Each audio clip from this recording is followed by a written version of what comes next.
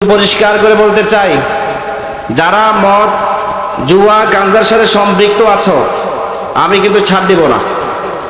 কারণ আমি প্রয়োজনে যুবকদেরকে নিয়ে কমিটি গঠন করব, এলাকার রাজনীতিবিদদেরকে নিয়ে কমিটি গঠন করব, কিন্তু তোমাদেরকে আমরা দেখে ছাড়বো। তোমাদের উচিত হবে আল্লাহর কাছে তওবা করা। কার কাছে? আল্লাহর কাছে তওবা করা। মদ ছেড়ে দাও, গাঞ্জা ছেড়ে দাও, ইয়াবা ছেড়ে দাও, জুয়া ছেড়ে দাও। তুমি যদি এই কাজগুলো বাস্তবায়ন করো, মনে রেখো তুমি জান্নাত দূরের কথা, জান্নাতের ঘেরানো পাবে না। এবং নবীজি সাল্লাল্লাহু আলাইহি ওয়াসাল্লাম মদ পানকারীকে ধরে জুতা দিয়ে মারতেন। কি দিয়ে? এবার তুমি চিন্তা করো, তুমি এমন নবীর উম্মত যে নবী মদ পান করাকে সাপোর্ট করে না, বরং সামনে ফেলে জুতা দিয়ে মারে, আর তুমি সেই কাজ করছো। আজকে যদি তোমাকে নবী পাইতেন জুতা দিয়ে, তোমাকে অবশ্যই মারতেন, ঠিক কিনা? মদ পান করা যাবে? হ্যাঁ, ভাইদেরকে দাওয়াত দিতে হবে। আমি ভাইদেরকে পরিষ্কার বলছি, তুমি মসজিদের সাথে সম্পর্ক করো, মদের সাথে নয়। তুমি সম্পর্ক করবা মসজিদের সাথে, তুমি সম্পর্ক করবা কোরআনের সাথে, তুমি সম্পর্ক করবা ওলামায়ে কেরামের সাথে, তুমি সম্পর্ক করবা নামাজের সাথে। তোমার সম্পর্ক মদের সাথে মানায় না, তোমার সম্পর্ক গাঞ্জার সাথে মানায় না, তোমার সম্পর্ক ইয়াবার সাথে মানায় না, তোমার সম্পর্ক পাপের সাথে মানায় না, ঠিক কিনা? আবার ভাইরা, আমি সূরাতুল ফাতিহার সর্বশেষ আয়াতের একটি অংশ পাঠ করেছি আপনাদের সামনে। আল্লাহ সুবহানাহু ওয়া তাআলা সেখানে কিছু কথা বলেছেন, গায়রিল মাগদুবি আলাইহিম ওয়ালাদ-দাল্লিন। মাগদুব এবং দাল্লিন এই দুইটাকে সামনে নিয়ে আমি কথা বলবো। এখানে মাগদুব এবং দাল্লিন বলতে ইহুদি এবং খ্রিস্টানকে বুঝিয়েছে। একটা সময় ইহুদি খ্রিস্টানরা মুসলমান ছিল। কি ছিল বলেন? কথা বুঝেন না মনে হয়। একটা সময় ইহুদি খ্রিস্টানরা কি ছিল? মুসলমান ছিল। তারা পথভ্রষ্ট হয়েছে, গোমরা হয়েছে, হক থেকে সরে গিয়েছে এবং চিরস্থায়ী তারা জাহান্নামে যাবে। তাহলে তারা কি কি কারণে পথভ্রষ্ট হয়েছে, সেই কারণগুলো আমাদের জানার দরকার আছে না নাই? কারণ তাদের যে চরিত্র ছিল, সেই চরিত্র এখন মুসলমানের মধ্যে বিদ্যমান। কার মধ্যে বিদ্যমান? মুসলমানের মধ্যে বিদ্যমান।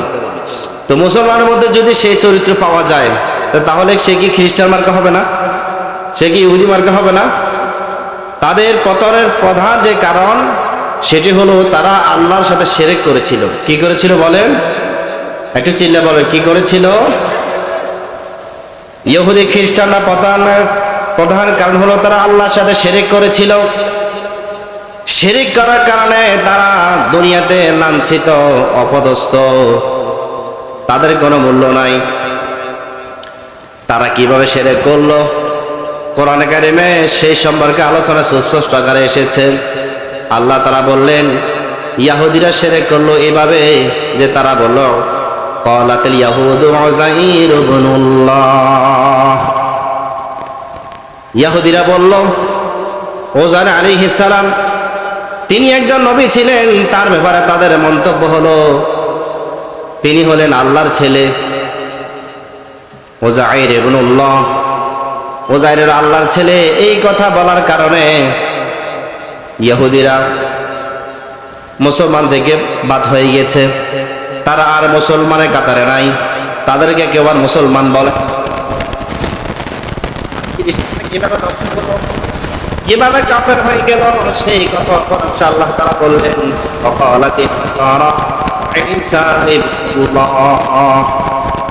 ইহুদিরা বল, খ্রিস্টানরা বলল ঈসা আলাইহিস সালাম হলো আল্লাহর ছেলে। আচ্ছা আপনারা বলেন তো, আল্লাহর কি কোনো ছেলে সন্তান আছে? চিল্লা বলে, আল্লাহর কি কোনো পুত্র আছে? আল্লাহ কি এগুলা থেকে পবিত্র কিনা? ইহুদিরা বলল উযাইর আল্লাহর ছেলে, খ্রিস্টানরা বলল ঈসা আল্লাহর ছেলে। এই কথা বলা মানে হলো আল্লাহর সাথে শিরক করা, আল্লাহর সাথে শিরক করা। আপনারা সবাই একটা সূরা মুখস্থ জানেন, সূরাতুল ইখলাস। সূরাতুল ইখলাস, কুল হুয়াল্লাহু আহাদ আল্লাহুস সামাদ লাম ইয়ালিদ ওয়া লাম ইউলাদ ওয়া লাম ইয়াকুল লাহু কুফুয়ান আহাদ। আল্লাহ তাআলা বলেন, কুল হুয়াল্লাহু আহাদ, নবী তুমি বলে দাও তিনি আল্লাহ একক। তিনি কি? একক আল্লাহুস সামাদ, তিনি কোনো কাজ করার জন্য কারো মুখাপেক্ষী না। লাম ইয়ালিদ ওয়া লাম ইউলাদ, তিনি কারো থেকে জন্মগ্রহণ করেন নাই এবং তার কোনো ছেলে সন্তানও নাই, তাকে কেউ জন্ম দেয় নাই। ওয়া লাম ইয়াকুল লাহু কুফুয়ান আহাদ, তার সমকক্ষ কেউ নাই। তাহলে এই জায়গায় ইহুদি খ্রিস্টানরা ধ্বংস হয়েছিল শুধুমাত্র আল্লাহর পক্ষ হতে প্রেরিত নবী এবং রাসূলকে আল্লাহ সন্তান বলার কারণে। কিসের কারণে? আল্লাহ সন্তান বলার কারণে তারা পথভ্রষ্ট হয়েছে। বর্তমান এই মুসলিম জাতি, এই মুসলিম উম্মাহ সরাসরি আমাদের নবী সাল্লাল্লাহু আলাইহি ওয়াসাল্লামকে আল্লাহর ছেলে বলে না, কিন্তু পশ্চিমা সভ্যতা ইহুদি খ্রিস্টানদের রুলগুলোকে মনে প্রাণে বিশ্বাসের জায়গা থেকে অনুসরণ করে, বিশ্বাসের জায়গা থেকে অনুসরণ। আমার ভাইয়েরা, আমার বর্তমান ইহুদি খ্রিস্টানরা যেভাবে সরাসরি বলেছিল আল্লাহর নবীকে আল্লাহর সন্তান হিসেবে তারা প্রচার করেছিল, মুসলমানরা সেটা বলে না। কিন্তু ইহুদিরা যে শিরক আবিষ্কার করেছে, ইহুদিরা যে শিরক আবিষ্কার করেছে, খ্রিস্টানরা যে শিরক আবিষ্কার করেছে, সেই শিরক আজকে মুসলমানরা করে। সেই শিরক মুসলমানরা কি করে? এই শিরক করার কারণে আজকে মুসলমান ধ্বংসের দ্বার প্রান্তে পৌঁছে গেছে। এমন কোন পরিবার পাবেন না, এমন কোন ব্যক্তি, পরিবার, সমাজ পাবেন না যেখানে শিরক নাই। যেখানে কি নাই? শিরক নাই। শিরক মস্ত বড় পাপ। শিরক যে করবে আল্লাহ তাআলা তাকে ধ্বংস করে দিবেন। আজকে মুসলমানের সবচেয়ে বড় ক্রাইসিস, সবচেয়ে বড় সমস্যা হলো, সেটা হলো তারা শিরকের সাথে সম্পর্ক রাখে। আল্লাহর সাথে কি শিরক করা যাবে? বলেন, শিরক করা যাবে? আল্লাহ সুবহানাহু ওয়া তাআলা বললেন, ইন্না শিরকা লাযুলমুন আযীম, শিরক হলো সবচেয়ে বড় মহাপাপ। শিরকের উপর আর কোনো গুনাহ নাই। শিরক এত বড়, মস্ত বড় পাপ, এত বড় জঘন্য গুনাহ। আল্লাহ তাআলা বললেন, যে ব্যক্তি শিরক করবে আমি আল্লাহ তাআলা তাকে ক্ষমা করব না, তার ঠিকানা আমি জাহান্নাম বানিয়ে দেব। তার ঠিকানা হয়ে যাবে জাহান্নাম। তার ঠিকানা কি হবে? জাহান্নাম। লিবারালিজম, এটা শিরক। লিবারালিজম কি? শিরক। মুক্তবনা, ইসলাম মুক্তবনাকে সাপোর্ট করে, উদারতাকে সাপোর্ট করে, তবে লাগামহীন উদার, লাগামহীন মুক্তবনা এটা ইসলাম সাপোর্ট করে না। আপনি আল্লাহকে গালি দিবেন, তখন ইসলাম আর আপনাকে ছাড় দিবে না। আপনি নবীকে গালি দিবেন, ইসলাম আর তখন আপনাকে ছাড় দেবে না। আপনি ইসলাম নিয়ে বাজে মন্তব্য করবেন, তখন আপনাকে ইসলাম ছাড় দিবে না। আপনি ইসলাম নিয়ে অপব্যাখ্যা করবেন, তখন ইসলাম আর আপনাকে ছাড় দিবে না। ঠিক কিনা আমার ভাইরা? ইসলামের কঠোরতা আছে, আবার নম্রতা আছে। বলেন, ইসলামের কঠোরতা আছে, আবার নম্রতা আছে, দুইটাই আছে। আপনি কোন জায়গায় কঠোরতা প্রকাশ করবেন, কোন জায়গায় নম্রতা প্রকাশ করবেন, দুইটাই রুল বর্ণনা করা আছে। যেমন কোরআনে কারিমে আল্লাহ তাআলা বলেছেন, মুহাম্মাদুর রাসূলুল্লাহ ওয়াল্লাযীনা মাআহু আশিদ্দাউ আলাল কুফফার। সাহাবায়ে কেরাম কুফরির ব্যাপারে ছিল কঠোর, শিরকের বিরুদ্ধে ছিল কঠোর, নাস্তিক মুরতাদের বিরুদ্ধে ছিল কঠোর, ইসলামের বিরুদ্ধে কেউ কথা বলে তার বিরুদ্ধে ছিল কঠোর। তার মানে আপনাকে আমাকে এখান থেকে মেসেজ দিচ্ছে, আপনি শিরকের বিরুদ্ধে কঠোর হবেন। কোনো প্রকার শিরক করা যাবে না, কোনো প্রকার শিরক করা যাবে না। নাস্তিক মুরতাদের ব্যাপারে আপনি কঠোর হবেন এবং মুনাফিকদের ব্যাপারে আপনি কঠোর হবেন। তাহলে শিরকের সাথে আমাদের কোনো সম্পর্ক নাই। এরপর আল্লাহ তাআলা বললেন, রহমাউ বাইনাহুম, তোমাদের মধ্য হতে যারা মুসলমান, মুসলমানদের ব্যাপারে তোমরা হবা রহমদিন। তাহলে রহমদিন হবে মুসলিমদের ব্যাপারে, আর শিরক কুফরের ব্যাপারে আমরা হব কি? কঠোর। শিরক কুফরের ব্যাপারে আমরা কি হব? কঠোর। তাহলে শিরক, লিবারালিজম এটা একটা শিরক, সেকুলারিজম এটা একটা শিরক, ধর্মহীনতা এটা একটা শিরক, কমিউনিজম এই জমানার শিরক। এই জমানার মানুষ সরাসরি এটা বলে না যে আল্লাহ তোমার সাথে আর কোনো ইলা আছে, এটা বলে না, কিন্তু কর্মে কাণ্ডে বুঝিয়ে দেয় আল্লাহ অন্য কোনো ইলা আছে। যেমন বর্তমান মানুষ আমেরিকাকে সকল ক্ষমতার মালিক মনে করে, মনে কি না? বল না, মনে করে কি না? এটা শিরক। এটা কি? এটা শিরক। আচ্ছা আপনারা বলেন তো, সার্বভৌমত্ব এই শব্দটি শুধুমাত্র আল্লাহর সাথে মানায়। কার সাথে? আল্লাহর সাথে। এটা শুধু আল্লাহর জন্য। এটা যখন কোনো মানুষের সাথে অ্যাড হবে, কোনো প্রগতির সাথে অ্যাড হবে, কোনো প্রযুক্তির সাথে অ্যাড হবে, কোনো কালচারের সাথে অ্যাড হবে, তখন এটা হয়ে যাবে শিরক। এটা কি হবে? শিরক। সকল ক্ষমতার মালিক কে? এই শব্দ যখন আল্লাহকে বাদ দিয়ে আল্লাহ সৃষ্টির সাথে যোগ করবেন, তখন এটা হয়ে যাবে শিরক। এটা কি হবে? শিরক। ভালোবাসা পাওয়ার মালিক কে? বলো না, কে?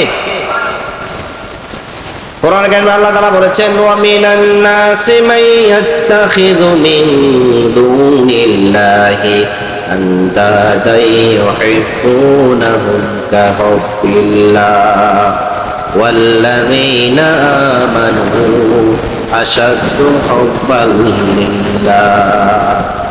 আল্লাহ সুবহানাহু ওয়া তাআলা বললেন, ওয়া মিনান নাসি, কিছু মানুষ আছে, মান ইয়াত্তাখিযু মিন দুনিল্লাহি আনদাদ, আল্লাহকে বাদ দিয়ে আল্লাহ সৃষ্টিকে আল্লাহর সমকক্ষ মনে করে এবং মোহাব্বত করে, এত বেশি ভালোবাসে, যেমন ভালোবাসা দরকার, যেমন ভালোবাসা হক ছিল আল্লাহর, সেই পরিমাণ ভালোবাসা আল্লাহ সৃষ্টিকে দিয়ে দিয়েছেন। এটাই হয়ে গেল শিরক। এটা কি? বলেন, এটা কি? শিরক। আপনি যে আমেরিকাকে সকল ক্ষমতার মালিক মনে করেন, আমেরিকা আপনাকে দেখছে, আমেরিকা আপনাকে যে কোনো মতে মেরে ফেলবে, তাহলে তো আপনি আল্লাহর উপর আপনার ভালোবাসা নাই, আল্লাহর শক্তির উপর আপনার ঈমান নাই। কি নাই? ঈমান নাই। আচ্ছা আপনারা বলেন তো, আল্লাহ ক্ষমতাধর বেশি নাকি আমেরিকা? এই বলেন না, কে ক্ষমতাধর বেশি? আল্লাহর ক্ষমতা শক্তিশালী বেশি না আমেরিকা? এই যে দাবানল আসে, দাবানল আল্লাহ সুবহানাহু ওয়া তাআলা ক্ষুদ্র একটা আযাদ দিয়েছেন, দাবানল দিয়ে পুরো আমেরিকাকে তছনছ করে দিচ্ছেন। এবং এইদিকে হামাস, আল্লাহ সুবহানাহু ওয়া তাআলা একটা ক্ষুদ্র জাতি, হামাস একটা ক্ষুদ্র সংগঠন ফিলিস্তিনের গাজা অঞ্চলে, আর এদিকে পরাশক্তি ইসরায়েল, এই পরাশক্তি দিয়ে তারা প্রযুক্তির জায়গা থেকে সুসজ্জিত, তাদের শক্তি সামর্থ্য সব দিক দিয়ে বেশি, কিন্তু আল্লাহ সুবহানাহু ওয়া তাআলা এত বড় বৃহৎ একটা শক্তিশালী জাতিকে ক্ষুদ্র জাতির কাছে পরাজিত করে দিয়েছেন। আল্লাহু আকবার বলবেন না? তাহলে শক্তি বেশি কার? আল্লাহর শক্তির সামনে কারো কি শক্তি টিকে? আমেরিকার মালিক কে? এই কে মুখে বলছেন না অন্তর থেকে বলছেন? দাবানলের মালিক কে? হ্যাঁ, এই তো ধরা খাইছে আসল জায়গায়। যে মানুষ বলবে আমেরিকা শক্তিশালী, তাহলে সে সরাসরি শিরক করলো। যে মানুষ বলবে ইসরায়েল শক্তিশালী, সে সরাসরি শিরক করলো। যে মানুষ বলবে পশ্চিমা সভ্যতায় আমাকে নাজাত দিবে, সে সরাসরি শিরক করলো। যে মানুষ বলবে পশ্চিমারা আমাকে মুক্তি দান করবে, সে সরাসরি শিরক করলো। যে ব্যক্তি বলবে পশ্চিমাই আমার একমাত্র মাপকাঠি, সে সরাসরি শিরক করলো। ঠিক কিনা? তাওয়াক্কুল, তাকওয়া, ভরসা একমাত্র হবে কার উপর? বলে কার উপর? কোরআন কারিমে আল্লাহ তাআলা বললেন, ওয়া মান ইয়াতাওয়াক্কাল আলাল্লাহি ফাহুয়া হাসবুহু, যে ব্যক্তি আল্লাহর উপর ভরসা করবে, আল্লাহ তাআলা তার নিরাপত্তার জন্য যথেষ্ট, তার রিজিকের জন্য যথেষ্ট, তার উন্নতির জন্য যথেষ্ট, তার চরিত্র গঠনের জন্য যথেষ্ট। সুবহানাল্লাহ বলেন। তাহলে ইহুদি খ্রিস্টানরা যে ধ্বংস হয়েছে, তাদের পতনের এক নম্বর কারণ কি? শিরক করা। এক নম্বর কারণ কি? শিরক করা। তারা যেভাবে নবীকে আল্লাহর ছেলে বলেছিল, এই জমানার মানুষ ওইটা সরাসরি বলে না, কিন্তু তাদের যে তৈরি করা মতবাদ সেটাকে বিশ্বাস করে, তাদের যে আবিষ্কৃত শিরক এটাকে তারা বিশ্বাস করে। এই জন্য আজকে মুসলিম জাতি ধ্বংসের দ্বার প্রান্তে। ধ্বংসের কোথায়? দ্বার প্রান্তে। এক নাম্বার পয়েন্ট। দুই নাম্বার, তাদেরকে তাওরাত এবং জবুর আসমানি কিতাব দেওয়া হয়েছিল, তারা সেই কিতাবকে অনুসরণ করতো না, নিজে থেকে বানিয়ে কালিমা তৈরি করত, সেই কালিমা কিতাবের ভিতরে যোগ করত এবং মানুষের কাছে প্রচার করত এই বাক্যটি আল্লাহর পক্ষ হতে। নাউজুবিল্লাহ বলবেন না? তাদেরকে তাওরাত এবং জবুর দেওয়া হয়েছিল, তারা সেই কিতাব অনুসরণ না করে নিজেদের তৈরি করা কিতাব অনুসরণ করা শুরু করলো এবং ওই কিতাবের ভিতরে ভেজাল সৃষ্টি করতে শুরু করলো। এটাকে বলা হয় তাহরিফিল কিতাব। কিতাবের ভিতরে, আসমানি কিতাবের ভিতরে পরিবর্তন করা, নিজেদের তৈরি করা মতবাদ আল্লাহর নামে চালিয়ে দিত। বর্তমান সময়ে সরাসরি কোরআনের ভিতরে পরিবর্তন করা সম্ভব না, কিন্তু অনুবাদের ভিতরে পরিবর্তন করে। আছে না নাই? বলেন না, আছে না নাই? এরকম কিছু পশ্চিমা মেন্টালিটি, পশ্চিমা অনুসারী কিছু হুজুরও আছে, সবসময় শুধু অপব্যাখ্যা করার জন্য বসে আছে। আমি দুইটা আয়াত আপনাদের সামনে শো করবো। এক নম্বর, কোরআন কারিমে আল্লাহ তাআলা বললেন, লা ইকরাহা ফিদ-দীনি ক্বাদ তাবায়্যানার রুশদু মিনাল গায়য়্যি ফামান ইয়াকফুর বিত-তাগুতি ওয়া ইউমিন বিল্লাহ। আল্লাহ সুবহানাহু ওয়া তাআলা বললেন, লা ইকরাহা ফিদ-দীন, এই অংশ নিয়ে আমি কথা বলবো। লা ইকরাহা ফিদ-দীন মানে হলো দিন কবুলের ক্ষেত্রে কোনো প্রকারের জবরদস্তি করা যাবে না। যেমন আমাদের এখানে হিন্দু ভাইরা আছে না নাই, তারা কিতাবের ভিতরে পরিবর্তন করত। বর্তমান সময়ে সরাসরি কোরআন আয়াতকে পরিবর্তন করা সম্ভব না, কিন্তু কোরআনের অনুবাদের ভিতরে পরিবর্তন করে ফেলে। এরকম কিছু বুজুর্গ আছে না নাই? বলেন না, আছে না নাই? যে কথাটা আমি বলছিলাম, লা ইকরাহা ফিদ-দীন, দিন কবুলের ক্ষেত্রে কোনো প্রকারের জবরদস্তি নাই। এটা হলো, এই আয়াতটি হলো কাফেরদের ব্যাপারে। আমাদের আশেপাশে হিন্দু ভাইরা আছে না নাই? এই হিন্দু ভাইদেরকে জোর করে আপনি কালিমা পড়াইতে পারবেন না। এই কথাটি এই আয়াতে বলা হয়েছে, লা ইকরাহা ফিদ-দীন। জোরপূর্বক কোনো কাফেরকে, কোনো ইহুদিকে, কোনো হিন্দুকে, কোনো খ্রিস্টানকে মুসলমান বানাতে পারবা না, এই কথা এখানে বলা হয়েছে।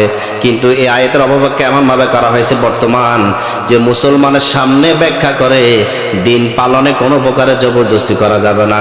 তার মানে বোঝা গেল, একজন মানুষ যদি নামাজ না পড়ে আপনি তাকে বুঝাইতে পারবেন না। যদি বুঝাইতে চান তখন আপনার সামনে আয়াতটা শো করে, আর বলে হুজুর কোরআনে বলা আছে লা ইকরাহা ফিদ-দীন, দিন পালনে জবরদস্তি নাই। এবার আস্তে আস্তে ইসলাম থেকে সরে যাওয়ার জন্য রুল তৈরি করলো। নারীকে যদি বলেন নারী তুমি পর্দা করো, তখন আপনার সামনে আয়াতটা সে শো করে, ও হুজুর কোরআনেতে বলা আছে লা ইকরাহা ফিদ-দীন, দিন পালনে কোনো জবরদস্তি নাই, সুতরাং আমি মন চাইলে পর্দা করবো, মন না চাইলে করবো না। আপনি আমাকে ওয়াজ করা কে? আছে না নাই? হ্যাঁ, এটা ইহুদি ফরাক, ইহুদির ব্যাখ্যাটা যোগ করে দিয়েছে। এটা হলো ভুল ব্যাখ্যা। এটা কি ব্যাখ্যা? ভুল ব্যাখ্যা। আমাদের দেশে, আমাদের এখানে, আমাদের হিন্দু ভাইরা আছে, আপনারা কেউ কেউ তাদের কাউকে জোরপূর্বক মুসলমান হওয়ার দাওয়াত দিয়েছেন? বলছেন এই কালিমা পড় নরে সাজ করে ফেলবে, এরকম কেউ বলছেন? এইটাই ইসলাম। এটা কি ইসলাম? যদিও আমাদের পাশের রাষ্ট্রে আমাদের মুসলমানদেরকে জোর করে জয়শ্রী বলানো হচ্ছে, ঠিক কিনা? আমরা এটা জানি। মুসলমানদের দাড়ি কেটে দেওয়া হচ্ছে। আসাম, গুজরাট, আহমেদাবাদ বছরকে বছর মুসলমানদেরকে নীরবে হত্যা করা হচ্ছে। এবং এইদিকে কাশ্মীর, জম্মু কাশ্মীর টানা 67 বছর মুসলমানদেরকে হত্যা করা হচ্ছে। অথচ সেই ভারত প্রেমী কিছু লোক এখানে আছে না নাই? ভারতের প্রতি খুব আন্তরিকতা। এত বন্যা দিল, এত ফানে দিয়ে ডুবাইয়ে মারলো, তারপরে ভারতের প্রতি এত ভালোবাসা কিসের ভালোবাসা? আমরা পরিষ্কার করে বলতে চাই, 56,000 বর্গ মাইলের ভিতরে যত মানুষ আছে, যে হিন্দু হোক, খ্রিস্টান হোক, যে হোক না কেন, প্রত্যেক মানুষকে ভারতের বিরুদ্ধে মন মানসিকতা থেকে লালন করতে হবে, ঠিক কিনা? যদি আপনি স্বাধীনভাবে বসবাস করতে চান, অবশ্যই আপনাকে ভারত বিরোধী হওয়া লাগবে। কারণ এটা সেই ভারত, যে ভারত উত্তরবঙ্গে প্রতি বছর ফারাক্কাবাদ ছেড়ে দিয়ে মানুষকে বাড়িঘর ছাড়া করে। এই তো সেই ভারত, যেই ভারত এবার এই যে পাশে বাদ ছেড়ে দিয়ে মানুষকে বাড়িঘর ছাড়া করেছিল। কত মানুষ মারা গেছে তার কোনো হিসাব নাই, মানুষের খেত খাওয়া সব নষ্ট করেছে। এই তো সেই ভারত, যেই ভারত সুকৌশলে আমার মা বোনদের ইজ্জত নষ্ট করে। এই তো সেই ভারত, যেই ভারতে বাংলাদেশ থেকে ছোট ছোট শিশুদেরকে কিডন্যাপ করে বাইরে পাচার করে। এই তো সেই ভারত, যেই ভারত প্রত্যেকটা হাসপাতাল নিয়ন্ত্রণ করে। এই তো সেই ভারত, যেই ভারত এই মানুষের প্রত্যেকটা মানুষের রক্ত চুষি রুচি খাবার জন্য আপ্রাণ রেডি হয়ে থাকে, সেই ভারত, এই তো সেই ভারত যে ভারত আপনার ইমানের দুশ্মন, এই তো সেই ভারত যে আপনার কোরআন দুশ্মন, এই তো সেই ভারত যে আপনার ইসলামের দুশ্মন, এই তো সেই ভারত যে এই দেশের প্রত্যেকটা ইঞ্চি মাটির দুশ্মন। সুতরাং এই ভারত কোনো প্রকার আমার বন্ধু হতে পারে না, ঠিক কিনা?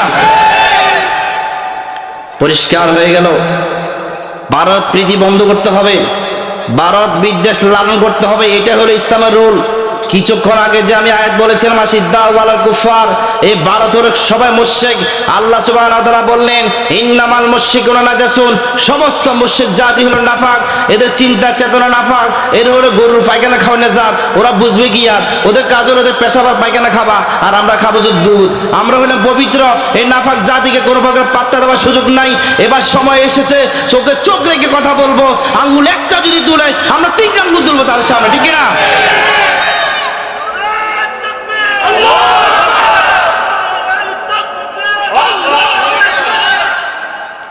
সম্মানিত হাজিরিন, ওমর রাদিয়াল্লাহু তাআলা ইসলাম গ্রহণ করেছিলেন, করার সঙ্গে সঙ্গে পরিষ্কার ঘোষণা দিলেন আবু জাহেল্লা সাহস থাকলে সামনে আয়, এমন কোন বাপের বেড়া যদি সাহস থাকে আমার সামনে আসো। যদি তুমি তোমার মা বাবাকে সন্তান হারা করতে চাও, যদি কোনো এমন বাপের বেড়া থাকো সামনে আসো। যদি তোমার ছেলে সন্তানকে এতিম করতে চাও, এমন কোনো বাপের বেড়া যদি সাহস থাকে সামনে আসো। যদি তুমি সমাজ থেকে বিচ্ছিন্ন হতে চাও, এমন কোনো বাপের বেড়া যদি সাহস থাকে সামনে আসো। যদি তুমি দুনিয়া থেকে চিরতরে বিদায় নিতে চাও, তাহলে আমি ওমরের সামনে এসে দাঁড়াও।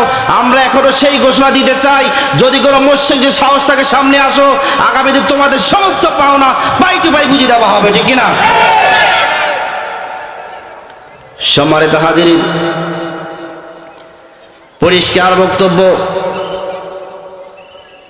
লা ইকরাহা ফিদ্দীন মানে হলো কোন কাফেরকে আমরা জোরপূর্বক মুসলমান বানাবো না। কিন্তু এই আয়াতকে সামনে নিয়ে কোন মুসলমানকে এই কথা বলা যাবে না তুমি চাইলে নামাজ পড়বা, আবার না চাইলে নামাজ না পড়বে, এই সুযোগ নাই। কারণ এই আয়াতের এই অপব্যাখ্যা করার মানে হলো মুসলমানকে আস্তে আস্তে ইসলাম থেকে সরিয়ে ফেলা, ঠিক না? এইটা হলো অপব্যাখ্যা। এবার আরেকটা আয়াত আপনাদের সামনে শো করি। আমার কাছে প্রায় 200-এর উপরে আয়াত আমার মেধাতে আছে, যে আয়াতগুলো অপব্যাখ্যা এই দেশে হয়। ইসরায়েল ইহুদি খ্রিস্টানদের তত্ত্বাবধানে ইন্টারফেথ নামে একটা সংগঠন আছে। ওই সংগঠনের ভিতরে আমাদের অনেক বড় বড় হুজুরও ঢুকিয়ে আছে, প্রতি মাসে 40,000 50,000 টাকা সেখান থেকে বেতন পায়। যাক, আমি ওইদিকে যাব না। আমার ভাইরা, আমার বন্ধুগণ, আরেকটা আয়াত হলো কোরআনে কারিমে আল্লাহ তাআলা বলেছেন ইয়া আইয়ুহাল্লাযীনা আমানুত্তাকুল্লাহা ওয়া কুনু মা'আস সাদিকিন। আল্লাহ সুবহানাহু ওয়া তাআলা বললেন ইয়া আইয়ুহাল্লাযীনা আমানু, হে মুমিনগণ আল্লাহকে ভয় করো, ওয়া কুনু মা'আস সাদিকিন, সত্যবাদীদের সঙ্গী হও। এখন সত্যবাদী কারা? আমরা মনে করি একটু জিকির করলে সত্যবাদী হয়ে যায়, একটু নামাজ পড়লে সত্যবাদী হয়ে যায়, একটু কোরআন তেলাওয়াত করলে সত্যবাদী হয়ে যায়। না, সত্যবাদী তাকে বলা হয় নাই। সত্যবাদী হওয়ার জন্য কোরআন কারিমে আল্লাহ তাআলা স্পেশালি আলোচনা করেছেন ইন্নামাল মুমিনুনা আল্লাযীনা আমানু বিল্লাহি ওয়া রাসূলিহি সুম্মা লাম ইয়ারতাবু ওয়া জাহাদু বিআমওয়ালিহিম ওয়া আনফুসিহিম ফি সাবিলিল্লাহি উলাইকা হুমুস সাদিকুন।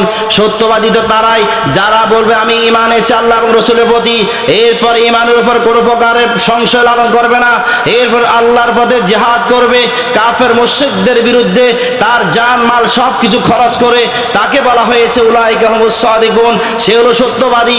অর্থাৎ সত্যবাদীর সঙ্গী হও মানে পাক্কা ঈমানদারদের সঙ্গী হও, সত্যবাদীর সঙ্গী হও মানে প্রকৃত ঈমানদার সঙ্গী হও, সত্যবাদীর সঙ্গী হও মানে মুজাহিদদের সঙ্গী হও। যদি তুমি মুজাহিদদের সঙ্গী হতে পারো তাহলে তুমি সত্যবাদী, আর নয়তো তুমি মিথ্যাবাদী, ঠিক কিনা? সুতরাং এই আয়াতের অপব্যাখ্যা বাংলাদেশে বেশি হয়, বিশেষ করে যারা সুফিবাদ, গলত তাসাবুর, ইন্ডিয়ানি ইসলাম চর্চা করে যারা। আমাদের দেশের কিছু বুজুর্গ আছে না নাই, ইন্ডিয়ার ইসলাম চর্চা করে, ইন্ডিয়া ভারতের ইসলাম, ওদের একটি ইন্ডিয়ার আলাদা ইসলাম আছে, ওইটাই দেশে চর্চা হয়। তারা এই কথা বলে নিজেদেরকে সত্যবাদী মনে করে। আসলে সত্যবাদী হওয়ার জন্য পাক্কা ঈমানদার হতে হবে, সত্যবাদী হওয়ার জন্য মুজাহিদ হওয়া লাগবে, সেটা তাদের মাথার ভিতরে নাই।